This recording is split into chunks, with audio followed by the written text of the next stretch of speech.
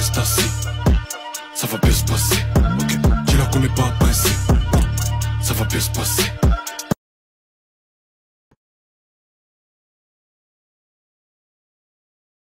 Voici la généalogie de Jésus-Christ, de la descendance de David et d'Abraham. Abraham eut pour descendant Isaac. Isaac eut pour descendant Jacob.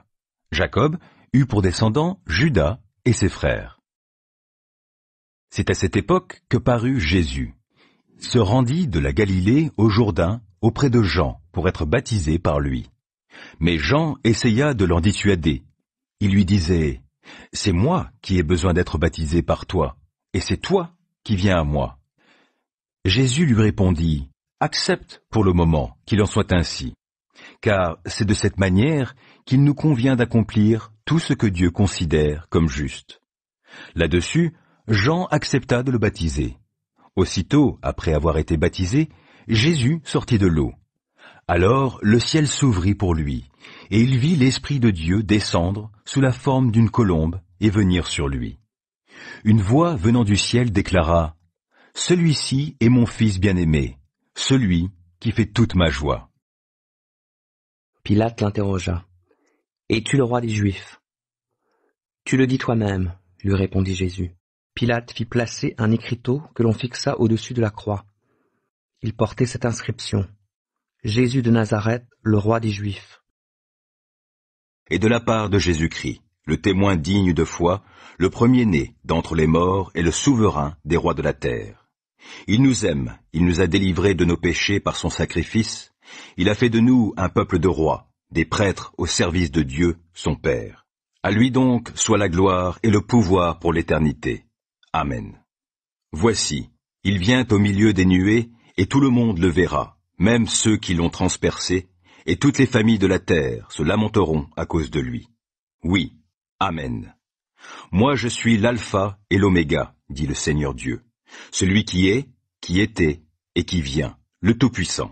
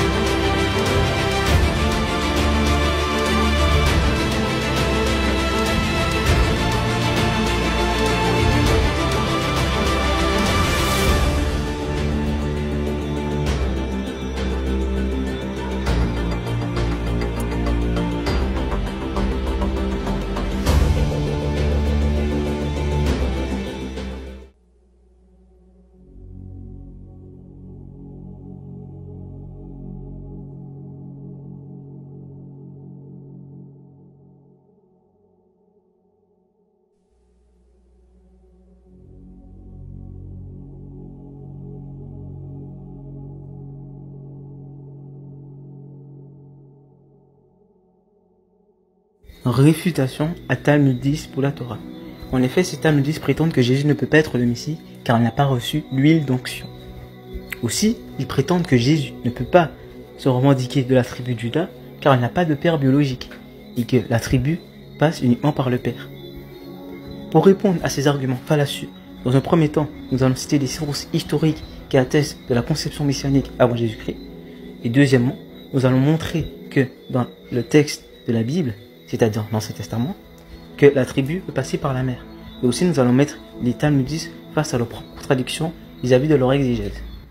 En effet, dans le Studies in Early Christology de Martin Engel, qui est un spécialiste du christianisme et du judaïsme antique, va relater certains textes de Qumran.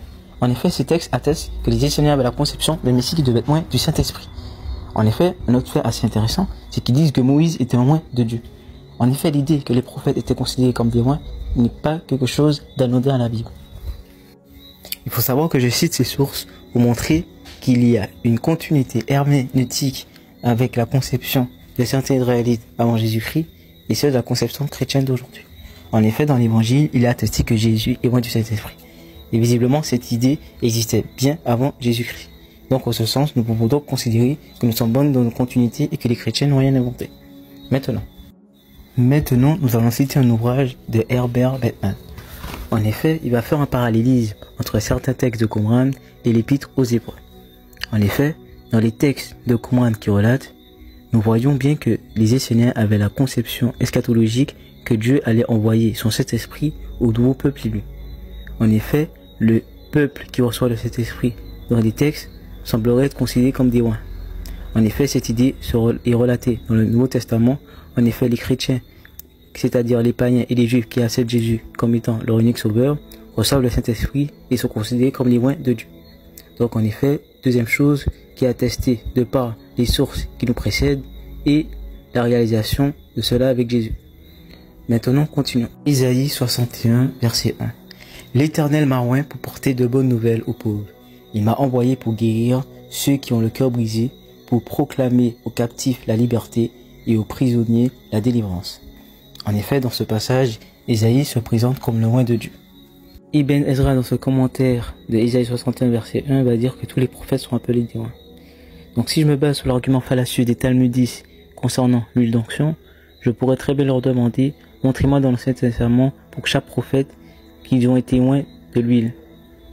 Si on ne trouve pas ces passages, ça voudrait dire qu'ils ne sont pas des loin. Voilà la débilité de l'argument.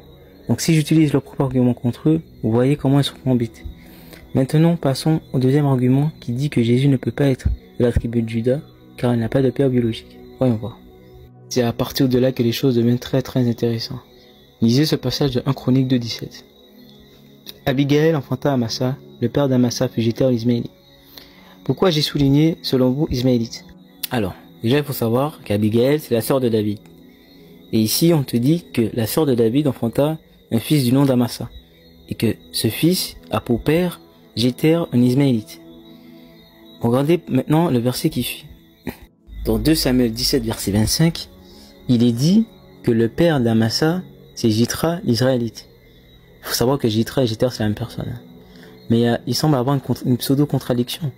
Dans le texte de Chronique, on dit que c'est un Ismaélite, et là on dit que c'est un Israélite. Vous voyez bien que là, il y a quelque chose qui cloche. Voyons voir maintenant comment les rabbins vont résoudre ce problème. Donc là, je fais une traduction approximative. Rabbi Shmuel ber Naham et les rabbins. Rabbi Shmuel dit, il était Ismaélite et vous dites Israélite. Plutôt, il était Ismaélite, ils entrèrent dans une salle d'études et trouvèrent Yishai. Il faut savoir que Yishai, c'est le père de David. Assis en train d'exposer Isaïe 45, verset 22, il se convertit et Yishai lui donne sa fille. En effet, dans cette première interprétation, ils disent que visiblement Jéter était Ismaélite, mais qu'en gros, quand il rentra dans une salle d'études et voit le père de David, qui lisait un texte d'Isaïe, il se convertit. Et par la suite, le père de David lui donne sa fille comme épouse. Maintenant, la deuxième interprétation, les rabbins disent, il était Israélite et vous dites Ismaélite. Plutôt, il était un Israélite et il dégana son épée comme un Ismaélite. Et il planta son épée au milieu de la salle, etc. En effet, dans cette deuxième interprétation, on dit qu'il était Israélite, mais comme il dégaine son épée comme un Ismaélite, En ce sens, le texte l'attribue en quelque sorte le titre d'Ismaélite. Il y a aussi l'interprétation qui dit apparemment qu'il a vécu dans les pays d'Ismaël, c'est pour ça qu'on traite d'Ismaélite. Cependant, cette deuxième interprétation me semble beaucoup moins cohérente que la première. Car en effet, la première me semble beaucoup plus cohérente, car, premièrement, l'idée que les païens se convertissent au judaïsme et se considérer comme des Israélites après n'est pas anodin. Nous avons beaucoup d'exemples dans la Bible, par exemple. Maintenant, nous allons lancer un petit défi à nos amis talmudistes. Massa, dans le texte, après on te dit qu'il est issu, il est de la tribu de Juda.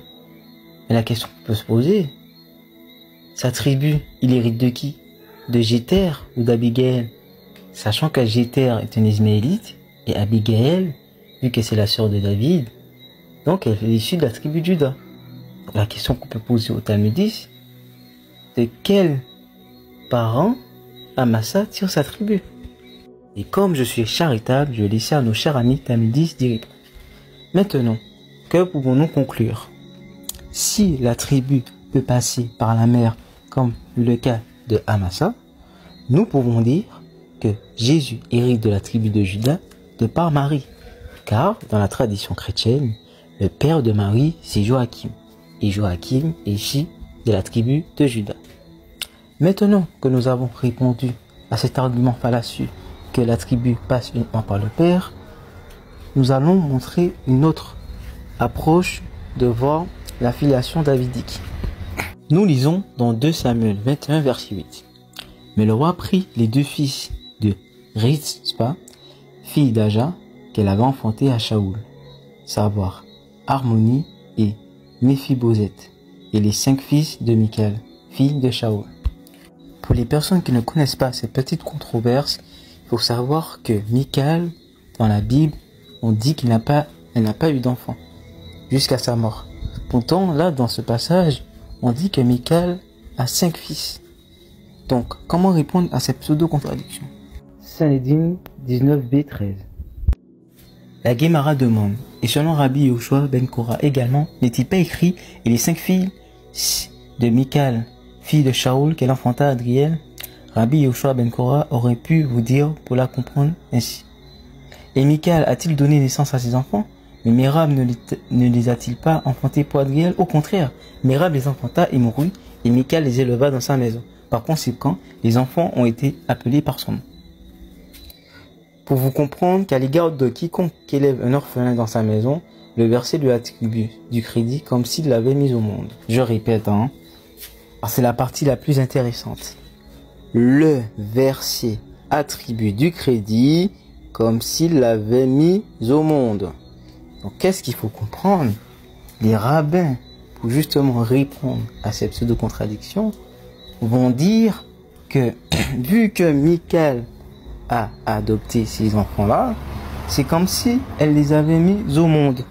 Donc, les rabbins ne sont pas anodins à la conception qu'un enfant qui est adopté peut être affilié au père ou à la mère adoptive. D'ailleurs, ce même argument est utilisé dans Ruth 4, verset 17. Maintenant, pour conclure, en effet, Joseph n'est pas le père biologique de Jésus. Cependant, si nous utilisons le même paradigme que nous avons vu précédemment, nous pouvons dire que Jésus hérite de la tribu de Juda par adoption. Car le texte biblique fait justement cette filiation. Et aussi, selon la lecture rabbinique, c'est pas quelque chose qu'on peut objecter. Donc, merci d'avoir pris patience de regarder la vidéo. J'espère que les talmudistes pourront y répondre plus prochainement. En tout cas, merci beaucoup et que Dieu vous bénisse. Shalom. JMS tente avec beaucoup d'hésitation, de crainte dans la voix et non sans mal, de réfuter le fait que le Mashiach doit être oint de l'huile d'onction pour être Mashiach, roi. En fait, le mot même de Mashiach signifie onction, onction d'huile, puisque l'onction provient du geste d'onction de l'huile. Une onction d'huile, l'huile que Dieu commande à Moshe de fabriquer afin d'introniser entre autres les Kohanim, eux-mêmes appelés Mashiach, Kohen HaMashiach. Eh oui. Cette onction permet aux personnes d'incorporer leur rôle, la royauté ou la prêtrise. Dans notre cas, le sujet, le Mashiach, le oint, c'est le roi, le Mashiach ben David, le oint, fils de David. JMS n'arrive pas à trouver l'onction d'huile de Jésus, évidemment, puisqu'il n'a pas été oint d'huile. Par conséquent, il n'est pas le Messie, celui qui est oint, ce qui se prouve d'ailleurs simplement car il n'a jamais été roi. Non, JMS, au lieu de cela, va essayer de nous sortir des feintes pour spiritualiser le mot onction. Pour ce faire, il va nous présenter des sources d'historiens. En effet, dans le Studies in Early Christology de Martin Lingel, qui est un spécialiste du christianisme et du judaïsme antique, va relater certains textes de Qumran. En effet, ces textes attestent que les Esséniens avaient la conception d'un Messie qui devait être loin du Saint-Esprit. What? Que les Esséniens avaient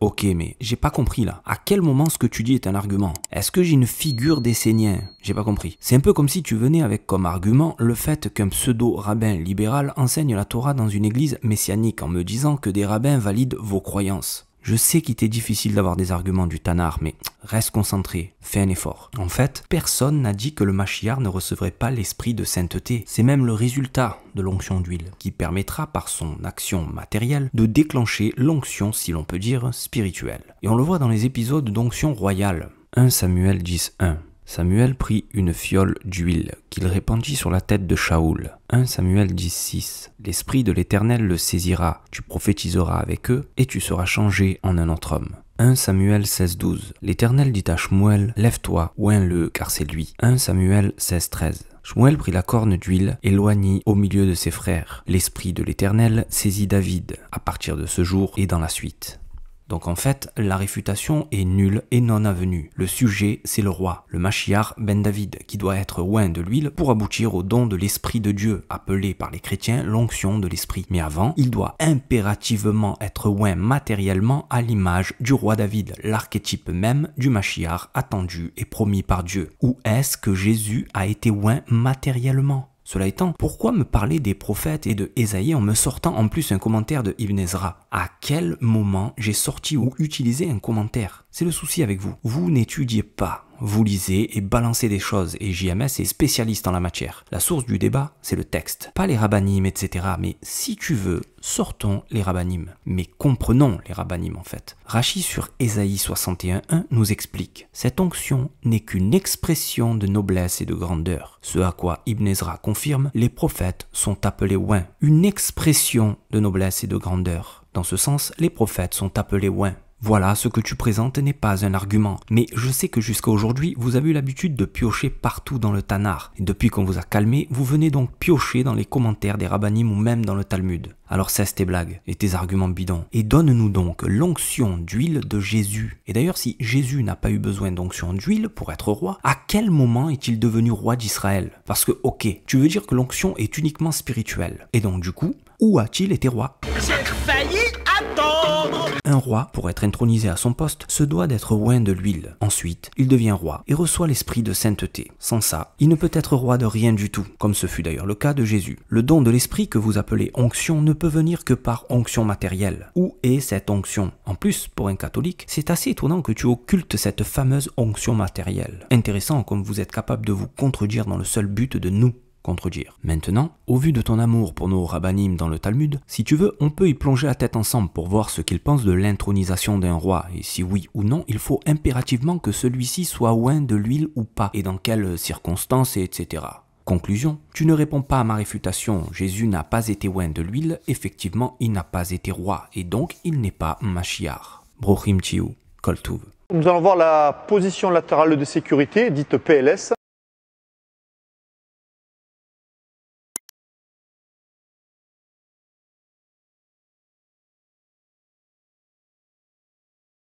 Shalom.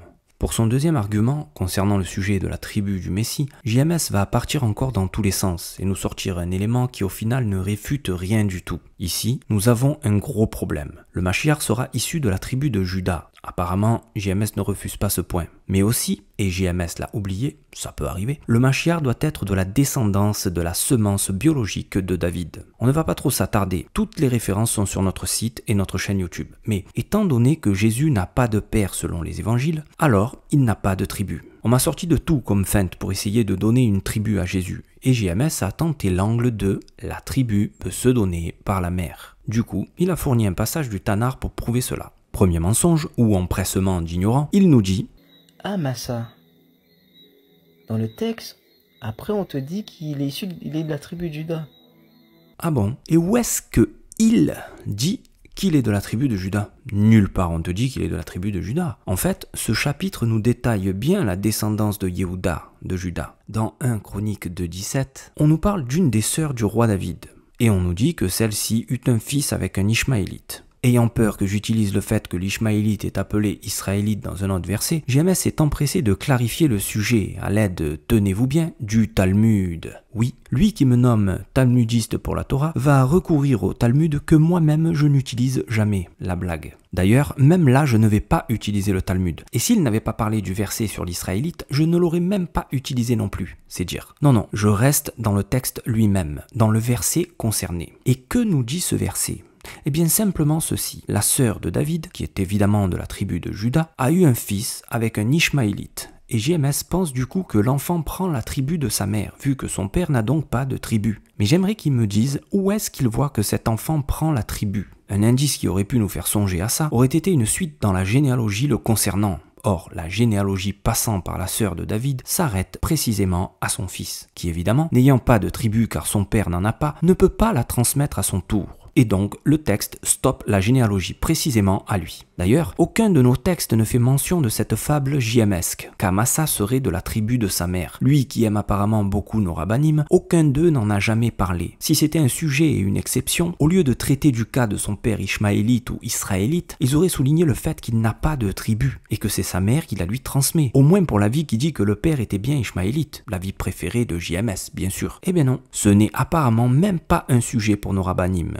Voilà. Et pourquoi Amasa apparaît malgré tout dans la descendance de Yehuda? Car il jouera un rôle lors de la royauté de David. Il sera promu chef des armées. Du coup, il était bon dans le texte de savoir qui était cet homme, dont l'histoire ressort dans 2 Samuel 17-25, et confirmée dans la généalogie de Yehuda. Donc à la question à quelle tribu Amasa appartient-il, le talmudiste que je suis, qui n'utilise pas le Talmud face à toi qui le rejette comme étant un livre du diable, te répond qu'Amasa n'appartient à aucune tribu. C'est pour ça que la généalogie d'Abigaïl s'arrête à son fils.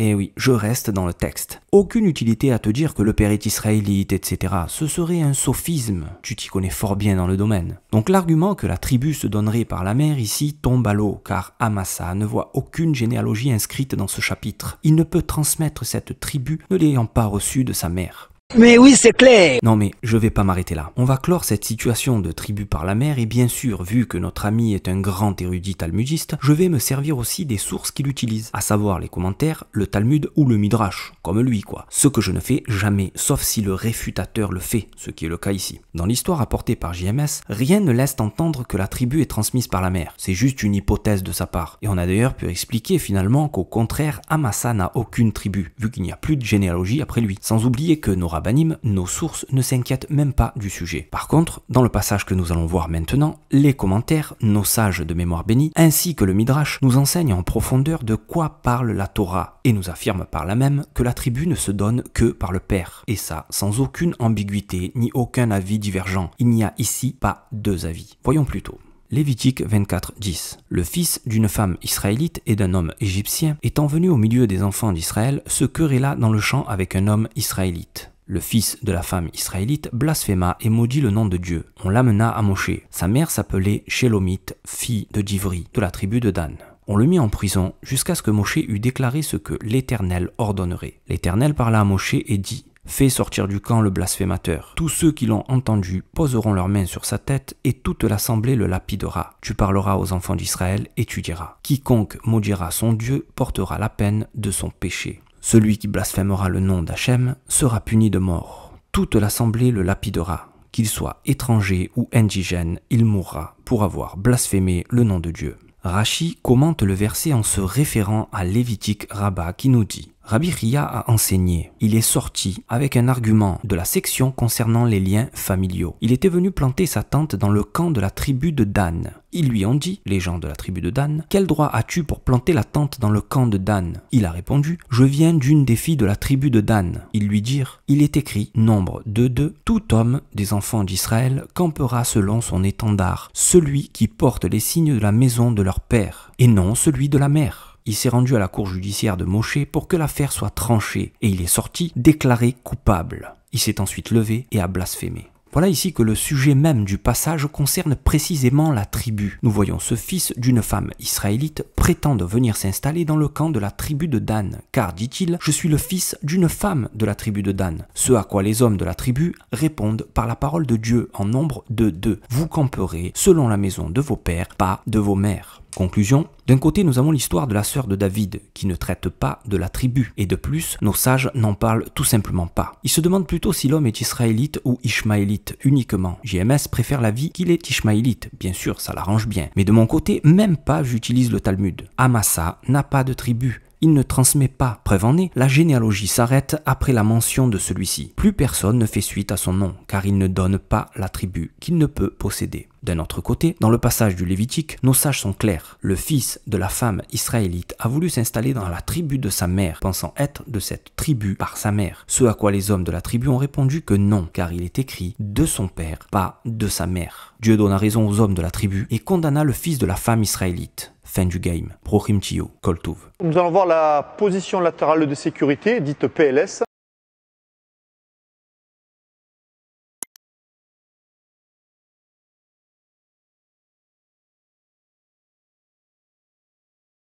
Shalom. Concernant le dernier argumentaire de JMS, celui-ci commence très mal, en disant « Nous pouvons dire que Jésus hérite de la tribu de Juda de par Marie, car dans la tradition chrétienne, le père de Marie, c'est Joachim. Et Joachim est fils de la tribu de Juda. What? Bro, what are you talking about, man? Si on commence alors à mettre les traditions en avant, on s'en sort plus. L'affaire est réglée direct. Si je te dis qui est le père de Jésus selon la tradition juive, c'est fini. Il n'est effectivement pas de la tribu de Juda. Non, désolé, mais ce n'est pas un argument. Selon vos textes, en fait, on n'a aucun élément sur Marie. Ah si, peut-être, par déduction. Elle serait de la tribu de Lévi, étant donné que sa cousine est descendante de Lévi. Luc 1,5. Sa femme était d'entre les filles d'Aaron et s'appelait Élisabeth. Luc 1,36, voici Élisabeth, ta parente, parlant à Marie. Donc dès le départ, ton argument est étouffé dans l'œuf. Même si Marie donnait la tribu, ce qui n'existe pas, elle ne donnerait pas la tribu de Juda, mais celle de Lévi. Alors là, cher Lévi! Mais on va quand même répondre aux sottises de notre réfutateur érudit en Talmud. JMS utilise 2 Samuel 21,8, où il est question des enfants de Michal, qui n'avaient pas eu d'enfants, mais qui pourtant se retrouvent avec 5 fils. JMS part encore dans le Talmud pour expliquer l'hypothétique contradiction et finit par la dernière phrase du passage qui stipule le verset lui attribue du crédit comme s'il l'avait mis au monde. Donc, les rabbins ne sont pas anodins à la conception qu'un enfant qui est adopté peut être affilié au père ou à la mère adoptive.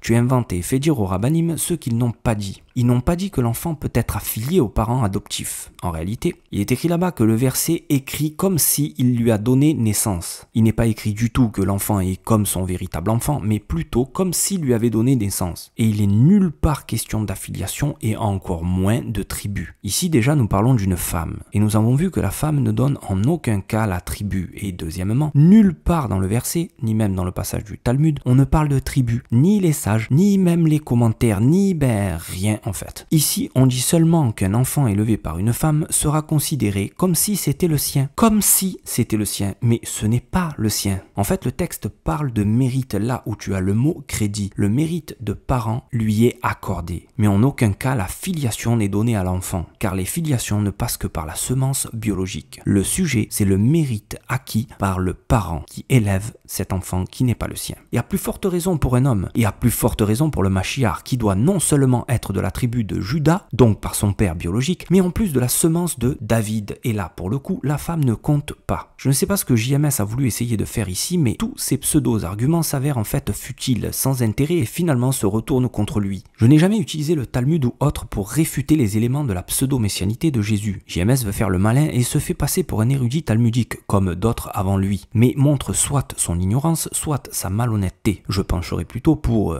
les deux. Voyons ce que nos sages dans le Talmud disent de la tribu. Concernant le passage de Nombre 1-2, où il est question là-bas justement des tribus, le traité Bava Batra, page 109b, nous rapporte ceci. Rava a répondu que le verset déclare « Alors tu donneras son héritage à son parent qui est à côté de lui, de sa famille, et il en héritera. » Nombre 27-11. Soulignant que parent se réfère spécifiquement à quelqu'un qui est de sa famille, et c'est la famille du père qui s'appelle sa famille, tandis que la famille de sa mère ne s'appelle pas sa famille. La preuve en est dans un autre verset, comme il est est écrit « par leur famille, par les maisons de leur père ». Nombre 1-2. Je pense que l'affaire est close, bien qu'il n'y ait même pas besoin de rentrer dans le Talmud. Le chapitre 1 des Nombres suffit à lui seul pour prouver que la tribu passe par le père. Sans oublier évidemment que Yaakov, Israël, eut 13 enfants, et qu'on ne parle que de 12 tribus d'Israël, le 13e enfant étant une fille, et il n'y a pas de tribu de Dina, la fille de Yaakov. Pour résumer, JMS n'a rien réfuté du tout. Concernant l'onction, il n'a toujours pas répondu à la problématique du sujet. Où est l'onction d'huile de Jésus? Croyant bien faire, en disant qu'il suffit d'une onction spirituelle, qui n'existe nulle part dans son exclusivité, on a pu prouver qu'évidemment le Mashiach obtiendra l'esprit de sainteté, mais après avoir reçu une onction matérielle, celle de l'huile, comme ce fut le cas pour David, archétype du Mashiach ben David. C'est logique. Dans un deuxième temps, JMS a cru avoir trouvé une transmission tribale par la mère, et a fait appel à nos textes, Talmud, etc. pour prouver cela. En fait, nos sources n'ont jamais parlé de ce sujet, leur seul souci étant de savoir si le père d'Amasa était ishmaélite ou israélite. Il y avait deux avis, et même celui qui considère l'homme comme ishmaélite ne se préoccupe pas de la tribu, et JMS préféra évidemment celui qui disait qu'il était ishmaélite. De mon côté, ça m'est égal. Je reste dans le texte. Amasa clôture la généalogie d'Abigaïl, car celle-ci étant de la tribu de Juda apparaît dans le décompte, mais son fils sera le dernier à apparaître. Celui-ci n'ayant reçu aucune tribu ne peut transmettre la tribu ayant un père ishmaélite. Dans son troisième et dernier argument, JMS utilise sa tradition qui ferait de Marie une femme de la tribu de Juda. Intéressant, car nulle part dans le texte ce point n'apparaît. Si je vais dans nos traditions, les accepterait-il? Pas sûr. Ceci étant, Marie serait plutôt de Lévi si l'on en croit les érudits chrétiens et le texte lui-même. Du coup, même si Marie donnait hypothétiquement sa tribu, Jésus ne serait pas de Juda. Pour finir, JMS utilise un récit apparemment d'adoption, en fait une histoire d'enfant élevé par une autre femme que sa propre mère. Le texte lui compte alors comme si elle l'avait mis au monde. Oui, il est bien dit comme si, car en fait elle ne l'a pas mis au monde. Il n'est pas question d'adoption, il est question là-bas de mérite acquis par le parent qui élève l'enfant. Et en aucun cas de la filiation acquise par l'enfant élevé par ce parent. Nos rabbins n'ont jamais dit ça. Il n'est question là-bas à aucun moment de tribu, là où j'ai moi-même rapporté les propos de nos sages concernant un problème tribal du fils d'une femme israélite, que JMS se doit du coup d'accepter au vu de son utilisation du Talmud. Bruchim Tiou, Kol Tuv. Nous allons voir la position latérale de sécurité, dite PLS.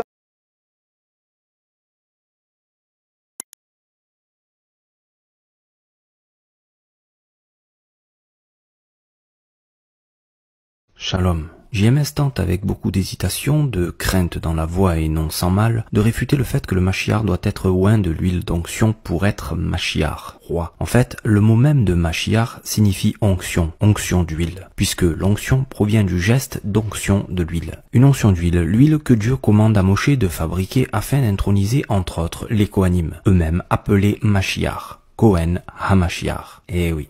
Cette onction permet aux personnes d'incorporer leur rôle, la royauté ou la prêtrise. Dans notre cas, le sujet, le Mashiach, le oint, c'est le roi. Le Mashiach ben David, le oint, fils de David. JMS n'arrive pas à trouver l'onction d'huile de Jésus, évidemment, puisqu'il n'a pas été oint d'huile. Par conséquent, il n'est pas le Messie, celui qui est oint. Ce qui se prouve d'ailleurs simplement car il n'a jamais été roi. Non, JMS, au lieu de cela, va essayer de nous sortir des feintes pour spiritualiser le mot onction.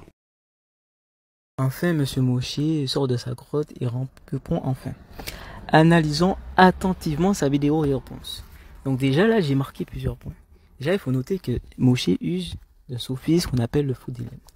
Un faux dilemme est un sophisme très fréquent. C'est un raisonnement fallacieux qui consiste pour résoudre un problème ou expliquer un phénomène à avancer deux solutions comme si j'étais les deux seules possibles alors qu'il en existe d'autres qui sont occultées.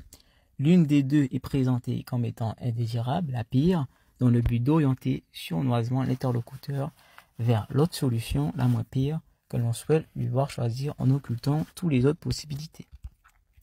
Donc déjà, pourquoi j'utilise l'argument du faux dilemme? Car là, regardez, dans sa définition de Mashiach, il va dire que Mashiach, dans l'étymologie, c'est celui qui reçoit l'huile d'onction. Très bien. Il va citer l'exemple des Kohanim et des rois. Très bien, notons. Après, il va faire quoi? Il va me reprocher de spiritualiser le concept d'onction pour que ça aille au sens chrétien. Donc déjà, regardez très bien. Il a donné une définition. En ce sens, il est tout à fait logique qu'il garde cette définition tout au long de son raisonnement. Mais regardez attentivement ce qui va suivre. Mais comprenons les rabbanim en fait. Rachi sur Ésaïe 61.1 nous explique: cette onction n'est qu'une expression de noblesse et de grandeur. Ce à quoi Ibn Ezra confirme: les prophètes sont appelés oints. Une expression de noblesse et de grandeur. Donc là, regardez, hein, il va citer Ésaïe 61. En effet, j'ai cité Ésaïe 61 pour vous montrer que les prophètes peuvent être considérés comme des Mashiach. En effet, c'est pour ça que j'ai cité le commentaire d'Ibn Ezra. Lui, qu'est-ce qu'il va faire? Il va prendre le commentaire de Rachi comme étant sa seule figure d'autorité, visiblement. Je savais pas que Rachi était le seul rabbin, mais bon, c'est pas grave. Il va citer Rachi et il va dire que Rachi dit que les prophètes sont considérés comme des oints au sens de leur grandeur. Écoutez, hein, les prophètes sont considérés comme des Mashiach au sens de leur grandeur. Mais attendez, ça ressemble pas à une interprétation métaphorique, là? Là, t'es pas en train de spiritualiser un peu, là? Attends. Essayez de nous sortir des feintes pour spiritualiser le mot onction. Mais comprenons les rabbanim en fait. Rachi sur Ésaïe 61.1 nous explique: cette onction n'est qu'une expression de noblesse et de grandeur. Bizarre. On n'accuse personne, je ne dis pas que il est coupable, je dis simplement c'est curieux. Voilà. C'est bizarre. Et comme par hasard, c'est bizarre. Oh là là. C'est bizarre, je ne l'imagine pas comme ça. Oh, comme c'est bizarre. Oh alors. Très bizarre, voire suspect. Oh, quel hasard. Incroyable hasard.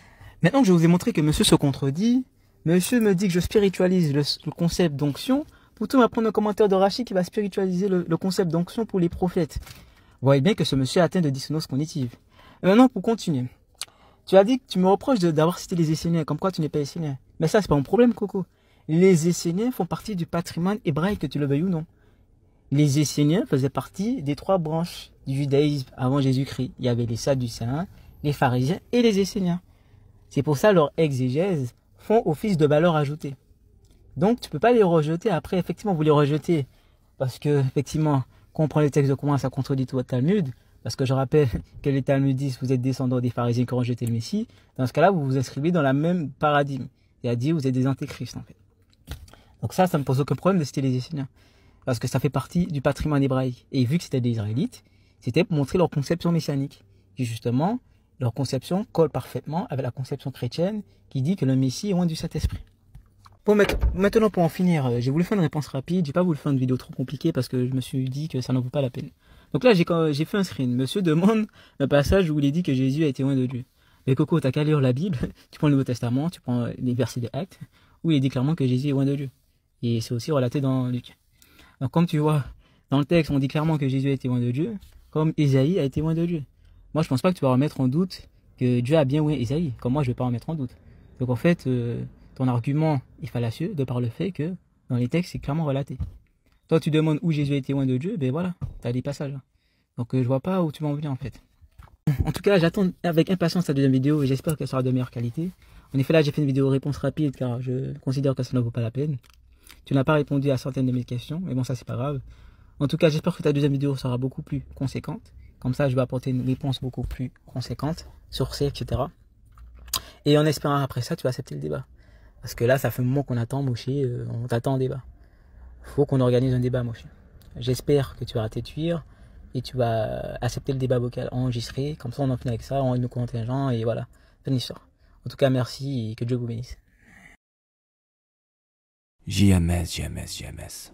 Je viens d'entendre ta riposte à ma réfutation. C'est pas possible d'être autant de mauvaise foi. Ton ego est tellement surdimensionné qu'il fallait que tu répondes, même si c'est inutile ou pour mentir. Je reviens sur tes 3 points rapidement. Alors, premier point menteur, l'onction du roi qui nous concerne ici est matérielle, d'huile, comme celle du Cohen. Tout est expliqué dans la réponse et bien sûr tu ne peux pas contredire ça. Tu as sorti Isaïe 61.1, comme tu notifies quand même. Tu essaies de faire le gars correct. Sauf que tu dis...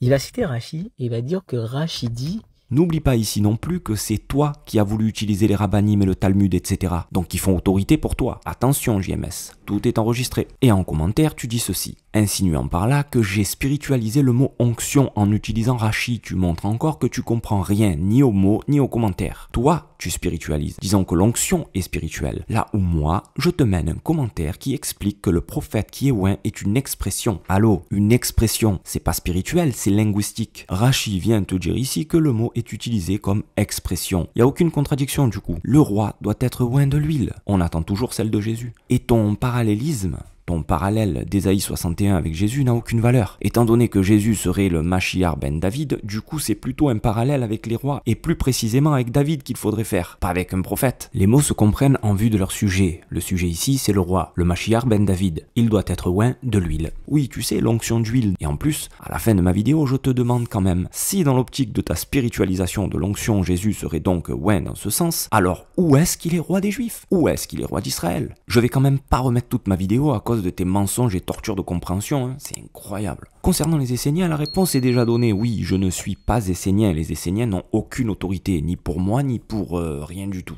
Un peu comme les libéraux d'aujourd'hui qui disparaîtront comme les Esséniens hier. Les conceptions erronées de certains juifs ne sont pas les vérités de la Torah. Ceci étant, tu as oublié encore un pan entier de ce que je déclare. Mais ce n'est pas étonnant. Personne ne dit que le Mashiach ne recevra pas une onction spirituelle. Juste que celle-ci vient au travers de l'onction matérielle. Ce qui me mène à ton dernier point et non des moindres, ton incompréhension incroyable, et je pèse mes mots, comment as-tu osé? JMS. Oui, 3 fois, j'avoue, j'ai fait exprès. Tu es tellement bloqué par le sujet qu'il te faut inventer des propos que je n'ai pas tenus. Bon, maintenant pour en finir, j'ai voulu faire une réponse rapide, j'ai pas voulu faire une vidéo trop compliquée parce que je me suis dit que ça n'en vaut pas la peine. Donc là, j'ai fait un screen. Monsieur demande un passage où il est dit que Jésus a été loin de Dieu. Mais Coco, t'as qu'à lire la Bible, tu prends le Nouveau Testament. Oh le menteur, mais que tu es un menteur. On pourrait croire à une erreur, un égarement. Mais en fait non, parce que ça fait des mois et des mois que j'en parle, voire même des années. Et ça fait environ 2 ans que tu prépares ta réfutation claquée au sol. Et tu oses venir dire que je demande où est l'onction spirituelle de Jésus? Pauvre de nous, au vu de ta compréhension des commentaires, c'est normal que tu comprennes rien au Tanakh. C'est pire que ce que je pensais. Le commentaire que tu affiches, même seul, est très clair. Le sujet, c'est Ésaïe 61.1. Une personne commente ma réponse vidéo, oui, le commentaire que tu floutes, et elle dit Ésaïe 61.1, Jésus est oint de Dieu. Je lui demande où est-ce que Jésus est oint de Dieu dans Ésaïe 61.1, pas où est-ce qu'il est oint de Dieu tout court. D'ailleurs, tu omets l'autre commentaire qui fait suite à celui-là et qui prouve ce que je dis là. D'ailleurs, la personne qui commente a bien compris le sujet, elle. Vraiment, fais un effort, respire, pose-toi, réfléchis un peu. Quelle horreur. T'es tellement en PLS que tu essayes de tordre ma pensée, enfin. Après, on a l'habitude, c'est pas la première fois que tu le fais, pas la seule personne à qui tu le fais, on connaît. Enfin, après c'est l'habitude que vous avez avec le Tanakh tout court et le reste, donc rien d'étonnant. Tu devrais éviter de couper ou de prendre que ce qui t'intéresse, mon coco. Du coup, mon petit, je sais lire, mais par contre, j'ai eu beau chercher dans tous les sens, je n'ai pas trouvé l'onction d'huile de Jésus, ni même son accession au trône, lui que vous appelez Christ, roi des Juifs, issu de David. Et ça te met en PLS total. Conclusion, tu n'as toujours pas donné l'onction d'huile de Jésus, évidemment, car il ne l'a pas été. On peut finalement se l'avouer à ce stade. C'est un impératif. Une personne qui est potentiel roi doit être oint de l'huile. C'est comme ça. Il n'y a pas de discussion sur ce point. Et le truc, c'est que Jésus n'a jamais été roi. Et même si on acceptait votre croyance erronée d'une unique onction spirituelle, Jésus ne s'est jamais assis sur le trône de David. Donc il n'est pas Mashiach ben David. Brochim Tiyu, Kol Tuv. Nous allons voir la position latérale de sécurité, dite PLS.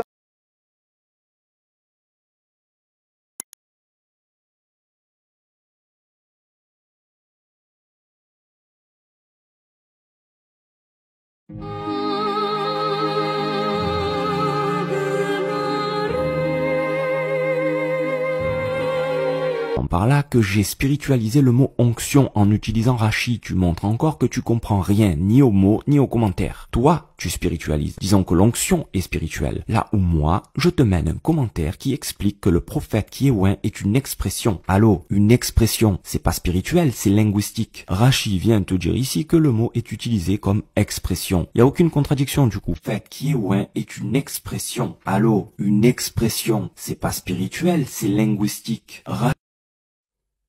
Ici, nous voyons clairement que tu te contredis. Je suis forcé de constater que tu ne comprends pas les termes que tu utilises. En effet, dans ta première tentative de rattrapage, tu as insinué que je spiritualise le concept d'onction, alors que tu vas citer un commentaire de Rachi qui va spiritualiser le sens d'onction pour les prophètes. Mais comme tu aimes rester dans ta bêtise, tu vas dire que ce n'est pas de la spiritualisation. Donc je mets une définition de spiritualiser. Nous lisons. Conversion du sens littéral au sens spirituel allégorique. La spiritualisation de la Bible, la spiritualisation d'un récit biblique. Spiritualisation, action de convertir le sens littéraire d'un passage en un sens spirituel allégorique, fait de dégager de la matière, de spiritualiser, action, etc. Voici un deuxième exemple. Convertir le sens littéral d'un passage au sens spirituel allégorique. Spiritualiser un texte de l'écriture. Il y a des théologiens qui ont spiritualisé toutes les histoires de la Bible. Donc, comme tu le vois dans la définition de spiritualiser, c'est le fait de convertir le sens littéral d'un passage et de lui donner une interprétation spirituelle allégorique. Quand tu me cites Rachi qui te dit que les prophètes sont considérés comme des messies et que l'action de Wen ici concerne l'expression de leur grandeur, je suis désolé Coco, Rachi convertit le sens littéral d'onction comme tu l'as évoqué sur le fait d'être oint d'huile et va donner une autre définition pour les prophètes en disant que ça représente leur grandeur, etc. Donc il spiritualise. Donc avant de dire que je spiritualise, Coco, désolé, quoi tu me cites Rachi qui va spiritualiser le concept d'onction pour les prophètes. Je suis désolé, mais tu as un sérieux problème. Là, c'est catastrophique. Maintenant. Le mot même de Mashiach signifie onction, onction d'huile, puisque l'onction provient du geste d'onction de l'huile. Une onction d'huile. Le mot même de Mashiach signifie onction, onction d'huile, puisque l'onction... de texte. En effet, le terme de Messie dans l'Ancien Testament est exprimé sous sa forme verbale. Le terme utilisé dans Ésaïe 61, verset 1, est le même terme utilisé dans Nombre 35, verset 25, qui exprime l'action d'un Rwanda. Nous lisons dans Nombre 35, verset 25. L'assemblée délivra le meurtrier de la main du vengeur du sang et le fera retourner dans la ville du refuge où il s'est enfui. Il y demeura jusqu'à la mort du souverain sacrificateur qu'on a oint de l'huile sainte. En effet, le terme pour oint ici, c'est le même terme utilisé dans Ésaïe 61. Et là, on précise que le sacrificateur a été oint de l'huile sainte. Maintenant, lisons Ésaïe 61, verset 1. L'Esprit du Seigneur, l'Éternel, est sur moi. Car l'Éternel m'a oint pour porter de bonnes nouvelles aux malheureux. Il m'a envoyé pour guérir ceux qui ont le cœur brisé, pour proclamer aux captifs la liberté et aux prisonniers la délivrance. Comme vous l'avez constaté, ici, on te dit que Dieu a oint. Par contre, on ne te dit pas avec quoi Dieu a oint Isaïe. Sachant que le terme pour oint ici, c'est le même terme utilisé dans Nombre 35. Donc c'est l'action de oint ici. Voilà la question qu'on peut se poser, qui est très étrange, vu que pour les Talmudistes, ce passage se réfère à Isaïe. Donc, Dieu a oint Isaïe avec quoi, mes chers amis talmudistes? Je vous donne 3 alternatives. Avec de l'huile de coco, avec de l'huile de ricin, ou avec de l'huile d'olive. Alors, ce passage ne pose aucun problème, car il fait référence à Jésus. Ésaïe 61, verset 1 fait référence à Jésus. Donc, comme tu refuses l'idée de l'onction par l'Esprit Saint, donc de Dieu lui-même, et que tu refuses l'herméneutique antique des Esséniens qui disait que le Messie devait être oint du Saint-Esprit, et que cela s'inscrit dans la même continuité avec l'Évangile, nous allons tout simplement dans ton sens. Dieu a oint Ésaïe avec quoi? En tout cas, je te souhaite bonne chance, car dans le passage cité, il n'est aucune mention d'huile. Donc, sur cette conclusion, je vous dis que la paix du Christ soit avec vous, et préparez-vous pour la suite.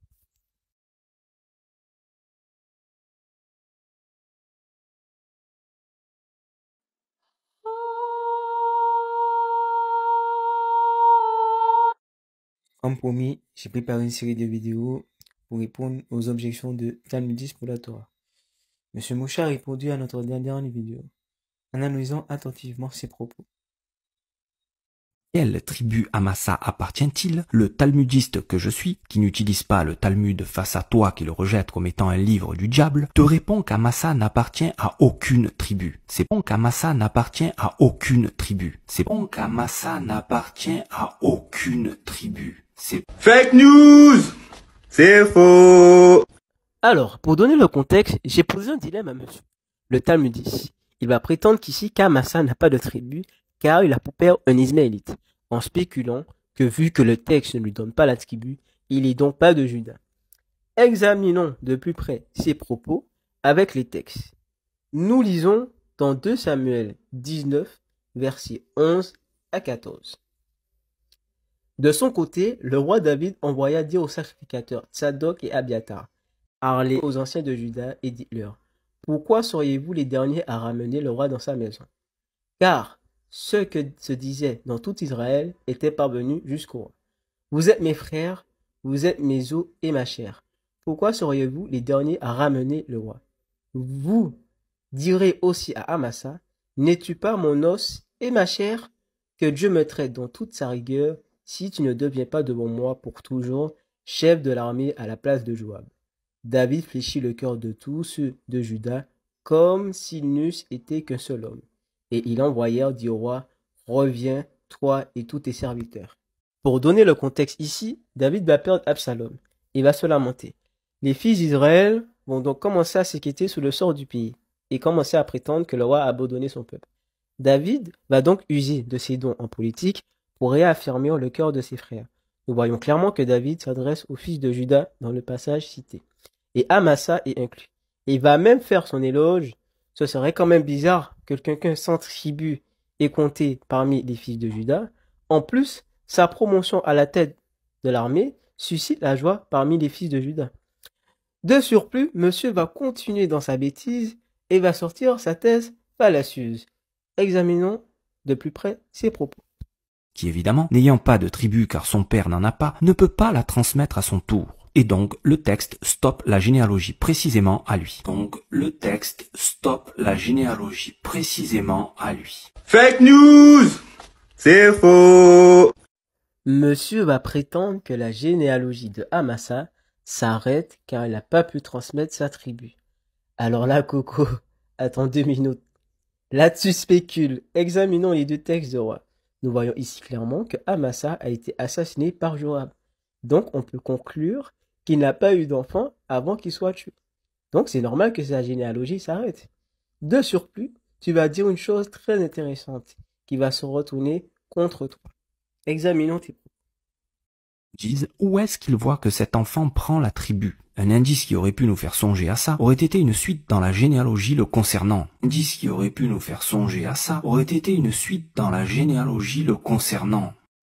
Dans 1 Chronique 2, verset 35, nous lisons un même cas similaire que Amasa. En effet, dans la généalogie des fils de Juda, nous lisons que Athaï a eu une mère de la tribu de Juda et un père égyptien. Et nous voyons clairement que sa généalogie continue. Si nous utilisons ton argument comme pour Amasa, techniquement, Athaï devait être sans tribu. Donc sa généalogie devrait s'arrêter à lui. Ben c'est faux. Encore une fois, tu racontes n'importe quoi. Et je te laisse méditer sur ta bêtise. Maintenant que nous avons montré des éléments qui contredisent monsieur et qui montrent clairement qu'il raconte n'importe quoi, que la paix du Christ soit avec vous. Et je vous réserve d'autres surprises. À bientôt.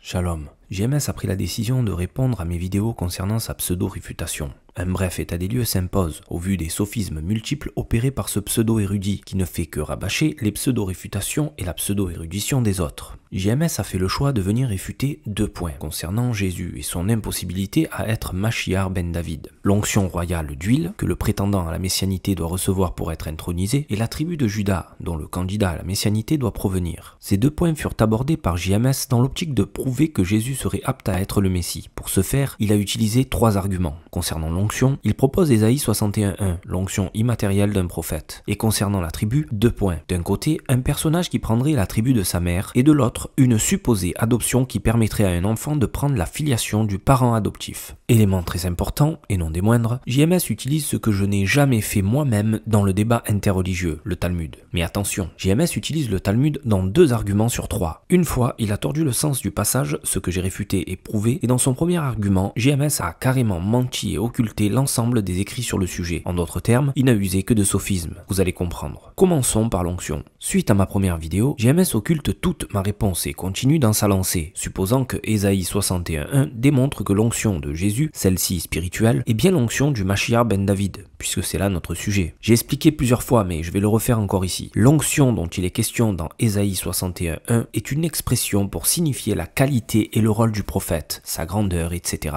Mais JMS conclut donc dans sa dernière vidéo que l'onction d'Ésaïe 61:1 était l'onction de Jésus, que cela fait référence à Jésus. Il affirme carrément que c'est de lui qu'on parle. Ésaïe 61 verset 1 fait référence à Jésus. Ésaïe 61 verset 1 fait référence à Jésus. Ésaïe 61 verset 1 fait référence à Jésus. Ok, donc si ça fait référence à Jésus, et vu qu'il n'est pas fait référence au roi, au Mashiach ben David, alors nous sommes bien d'accord, cette onction n'est pas un argument valable. Il n'y a pas de parallèle cohérent à faire ici. Et il ose me demander avec quoi le prophète a été oint, étant donné que c'est exactement le même mot qui est écrit là-bas, se faisant passer par la même occasion pour un érudit en hébreu. Alors comme souligné et expliqué plusieurs fois dans mes vidéos, les mots en hébreu se comprennent en vue de leur sujet. La chose est très simple pourtant. Comme pour le mot zera par exemple, qui lorsqu'il est utilisé pour un homme ou pour un végétal, il est évident que ce ne sera pas la même substance dont on parle. Le mot est exactement le même car l'idée est la même, mais sa définition change à cause du sujet. Ce point n'est même pas discutable. Mais tout ça est rapporté par JMS dans le seul et unique but de noyer le poisson et de faire croire qu'il a une explication correcte. Un sophisme quoi. En réalité, sa réponse est un aveu d'échec énorme. Il apparaît maintenant clair que Jésus n'a jamais été oint de l'huile. Donc, il ne peut pas être considéré comme roi, ce qui n'a effectivement jamais été. Nous sommes d'accord, Jésus n'a reçu aucune onction d'huile. Pour appuyer mon propos et montrer pourquoi c'est un problème et pourquoi du coup Jésus n'est pas le Mashiach, il faut comprendre d'abord de quoi on parle. Et malgré beaucoup d'ignorance sur beaucoup de points, les chrétiens sont d'accord sur l'un d'eux. Le Messie est considéré comme le roi des Juifs. Jésus serait le roi des Juifs. JMS ne fait pas exception. Sa première vidéo, celui-ci nous dit: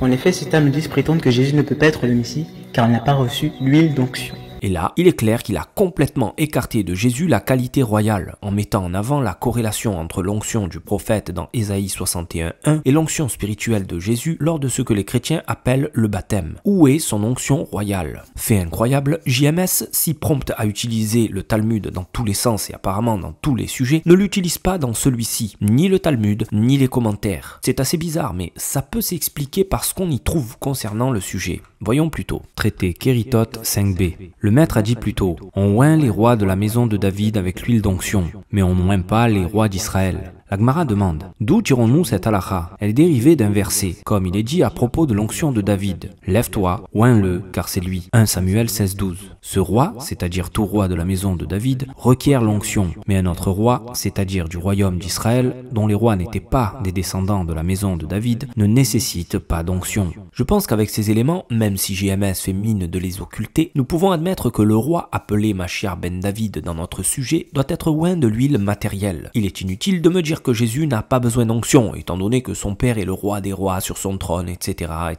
que c'est Dieu, sophisme. On parle du trône de David, d'une huile d'onction matérielle. Le sujet, c'est le Mashiach ben David, à moins que vous pensiez que Dieu est de la tribu de Juda et descendant de David par la semence.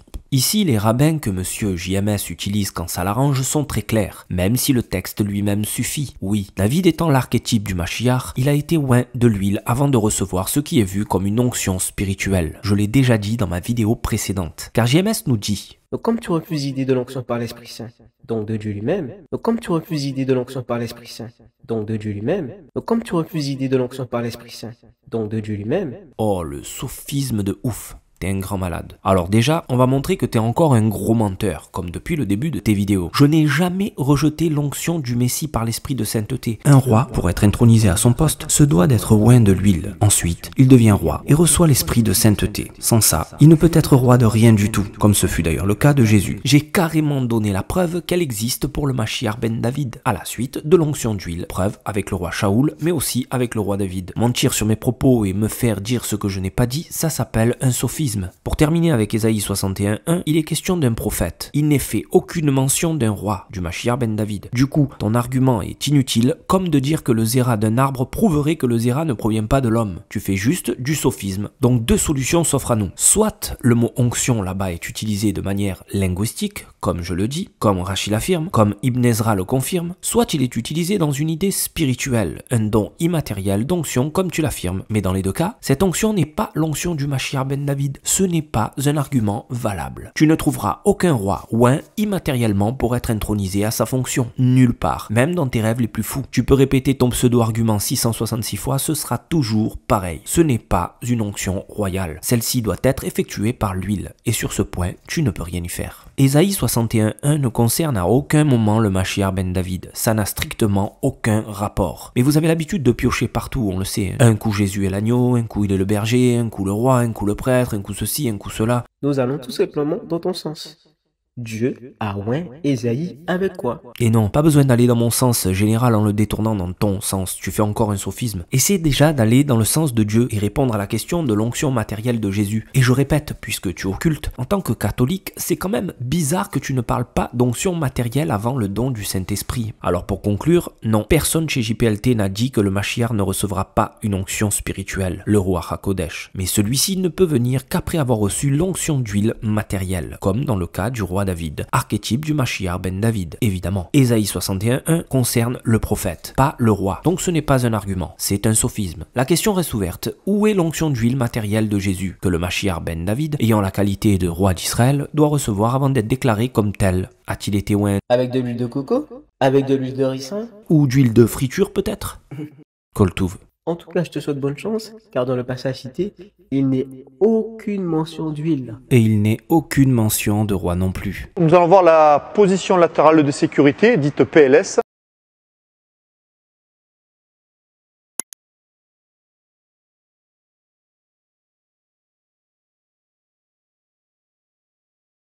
Shalom. Dans cette deuxième vidéo, nous allons répondre à JMS concernant Amasa. Avant de commencer, nous allons tout d'abord souligner la disparition et la non-réponse de JMS au sujet du point rapporté par celui-ci. Nous pouvons dire que Jésus hérite de la tribu de Juda de par Marie, car dans la tradition chrétienne, le père de Marie c'est Joachim, et Joachim est fils de la tribu de Juda.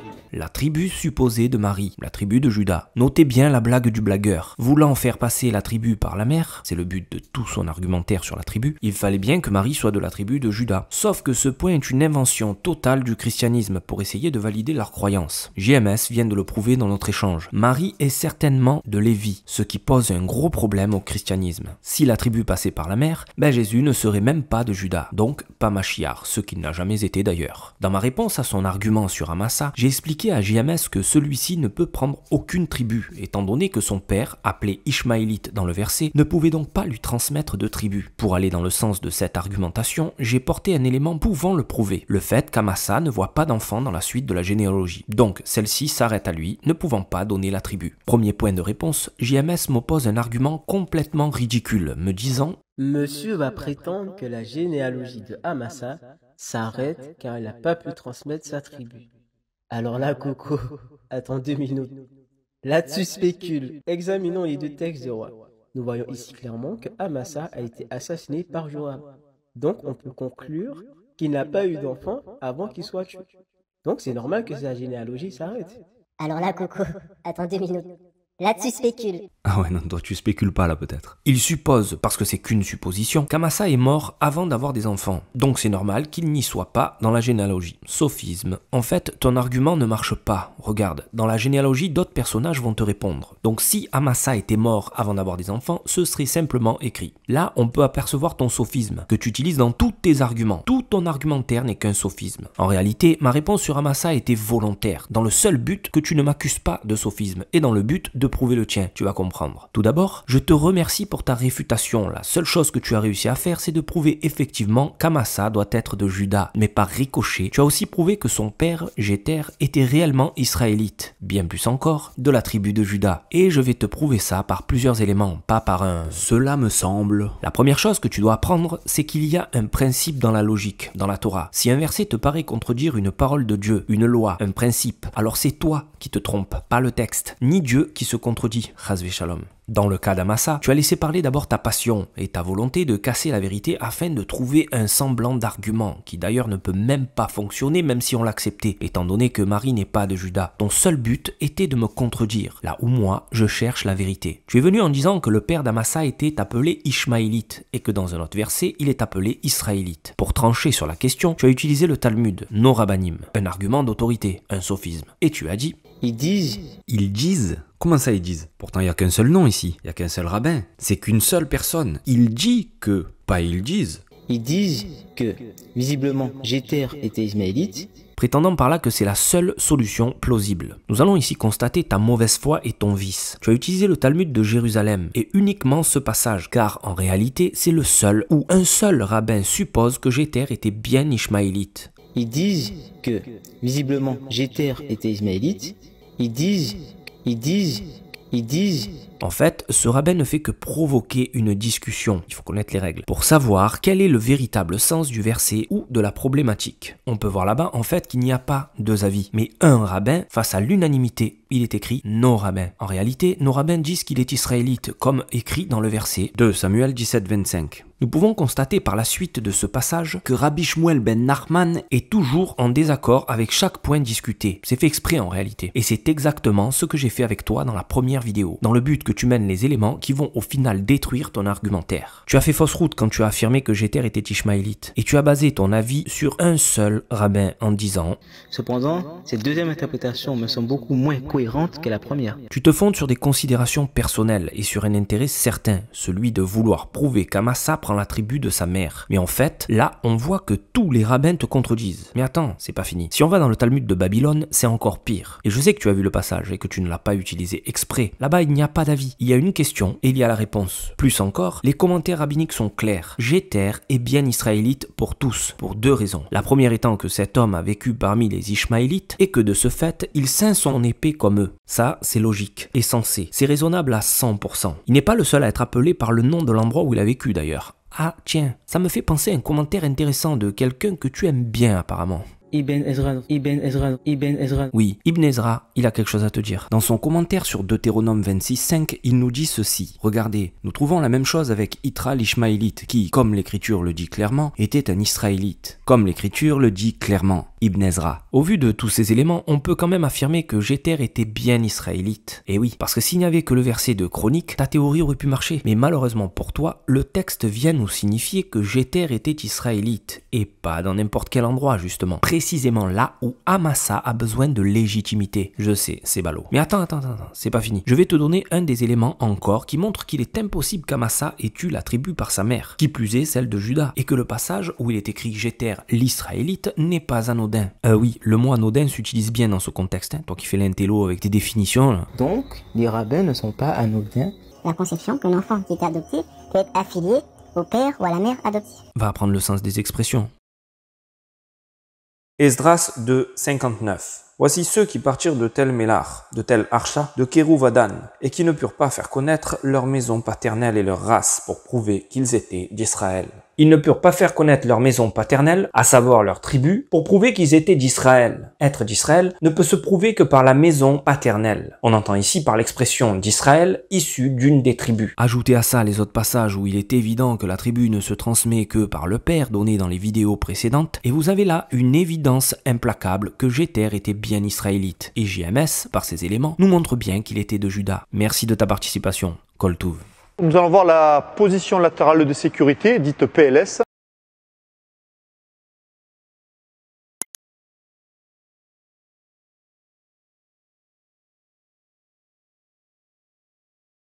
Shalom. Pour son dernier argument, et je pèse mes mots quand je dis dernier, car il n'y en a plus d'autre après ça, c'est le summum de l'argument. JMS nous sort une référence provenant en fait d'un pseudo-érudit du nom de Michael Brown, relayé par un autre pseudo-érudit, doublé d'un anti-juif, Sam Shamoun. Cet argument, qui paraît être un truc de fou, est le cas de la fille de Sheshan. Pauvre JMS, tu es tellement prévisible. JMS nous sort donc un Chronique 2.35, où il est question là-bas des descendants que la fille de Sheshan eut avec l'esclave égyptien de celui-ci. En fait, il y a beaucoup de différences ici. Jarsha n'est pas appelé l'Égyptien, mais il est décrit comme un esclave égyptien. Donc effectivement, n'ayant en plus pas d'autres versets sur ce personnage, il est certain que celui-ci est un esclave égyptien. Pas comme le père d'Amasa, qui est nommé l'Ishmaélite d'un côté et l'Israélite de l'autre. À partir de là, JMS, comme tout bon perroquet qui absorbe les arguments et ne fait que les recracher sans étudier la question, nous sort cette bêtise monumentale. Dans la généalogie des fils de Juda, nous lisons que Atai a eu une mère de la tribu de Juda et un père égyptien. Et nous voyons clairement que sa généalogie continue. Si nous utilisons ton argument comme pour Amasa... Qui t'a dit d'utiliser cet argument? Tu vois, encore un sophisme. Si nous utilisons ton argument comme pour Amasa, techniquement, Atai devait être sans tribu. Donc sa généalogie devrait s'arrêter à lui. Ben c'est faux. Alors oui, vu de cette manière, on serait tenté de croire que JMS a trouvé une solution. Eh ben non, en fait, non, il n'en est rien. Et JMS continue de faire du sophisme et ne réfléchit pas à la règle de la logique. Si un verset paraît contredire la loi de Dieu, c'est toi qui ne l'as pas compris, pas Dieu qui se contredit. Du coup, on doit rechercher où on fait erreur. D'après les lois de Dieu, ces paroles, tous les passages que j'ai cités, qui montrent à 100% que seul le Père donne la tribu, il est évident qu'ici aussi il y a une explication. Comment faire ?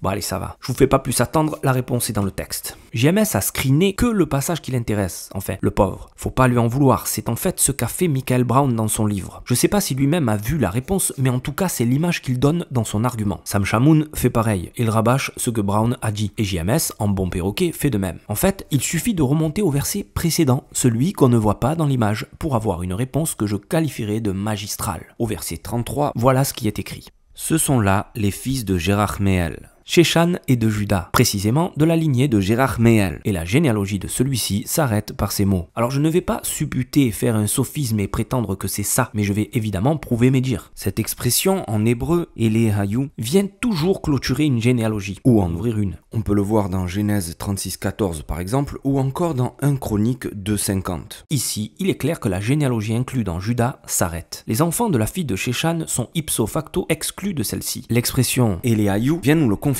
Malheureusement pour JMS, Amasa est bien de Juda, prouvé par multiples éléments évidents, là où JMS le croit ishmaélite par l'unique soi-disant avis d'un rabbin et sa propre volonté. Et nous voyons ici que les descendants de la fille de Sheshan sont littéralement exclus par le texte lui-même, et cette parole, Elehayu, le prouve. Désolé, mais ta volonté de contredire l'évidence n'a fait que l'accentuer. Les femmes ne donnent pas la tribu, et de toute manière, Marie n'est pas de Juda. Soit tu rejettes ce critère messianique comme tu le fais avec l'onction royale d'huile, soit tu acceptes l'évidence. La femme n'hérite pas, la femme ne donne pas la tribu. Koltouv. Nous allons voir la position latérale de sécurité, dite PLS.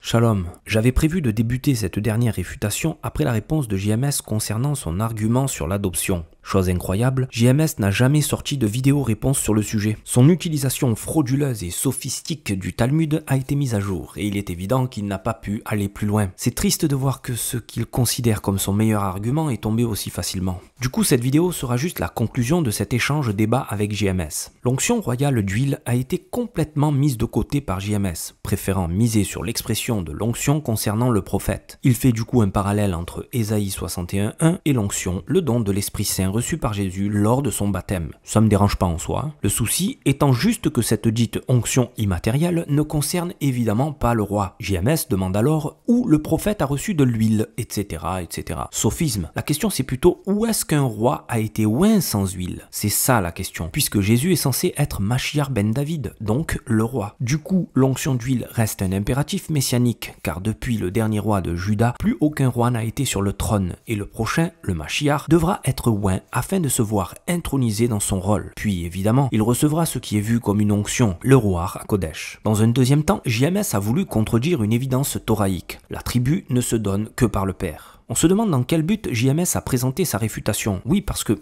si la mère donnait la tribu, à quel moment Jésus pourrait accéder à la tribu de Juda, étant donné que Marie n'est pas de celle-ci, mais plutôt de la tribu de Lévi, si l'on en croit les évangiles. Malgré ça, JMS s'était forcé de rapporter deux situations qui paraissaient donner la tribu par la mère. Après avoir étudié la question, il s'est avéré que ces deux épisodes n'allaient pas dans ce sens. D'un côté, Amasa avait pour père Jéter, l'Israélite, reconnu comme tel par l'ensemble du corps rabbinique, autorité utilisée par JMS, et même de manière implacable par le rabbin qui l'utilise dès le début, Ibn Ezra, là où lui se repose sur l'avis d'un seul rabbin qui, en fait, est là simplement pour soulever la problématique. C'est même pas un avis. La deuxième situation, celle de la fille de Sheshan, qu'il mariera avec son esclave égyptien, la généalogie qui s'ensuit est en fait exclue d'office par le verset précédent l'épisode, tout simplement. Dans son dernier argument, qui pour lui était son argument de choix, JMS a prétendu à une adoption et a fait dire à nos rabbinim ce qu'ils n'ont pas dit. Encore un sophisme. Supposant que ceux-ci reconnaissent que la filiation d'une personne peut être imputée à l'enfant qu'il aurait élevé. J'ai évidemment prouvé que c'était faux, car le sujet là-bas n'était pas une adoption, ni même la filiation, mais le mérite imputé à une personne qui élève un enfant qui n'est pas le sien. La personne acquiert le mérite d'être comme si elle l'avait mis au monde. JMS n'a pas répondu. Évidemment, il va pas plus s'enfoncer dans sa torture de texte. Seules les hypothétiques failles l'intéressent. C'est à se demander s'il écoute vraiment les réponses en fait. À partir de là, on comprend mieux pourquoi JMS PLS a mis 3 ans pour faire ses vidéos claquées au sol, cherchant par tous les moyens à débattre avec moi. Ce que je te propose à la limite, c'est de contacter les personnes auxquelles tu prends les arguments et de leur dire de me contacter afin que je débatte avec eux. Ça sera plus sérieux. Même si effectivement, débattre avec vous, c'est en fait débattre avec Paul, mais la différence c'est qu'il n'est plus là pour défendre ses arguments. Je clôture donc ici l'échange pour ma part. Tout ce que j'avais à dire est dans ces vidéos. Tu ne feras que répéter tes arguments en boucle et les réponses sont déjà données. Si je trouve que tu as quelque chose de pertinent et méritant une réponse, je ferai en conséquence, mais je perdrai plus mon temps à te répondre personnellement. C'est chaud mec. Depuis que je te réponds, nos stats TikTok ont chuté. Là où on faisait des 5000 vues, voire 10 000 et en majorité 2000, on fait des 600 ou plus 800 vues dans les réponses. Rien que ton nom, les gens ils zappent. Tu te rends même pas compte comme c'est grave. Donc on va reprendre le boulot là où on l'a stoppé par ta faute et on te laisse sur le côté. Coltouve.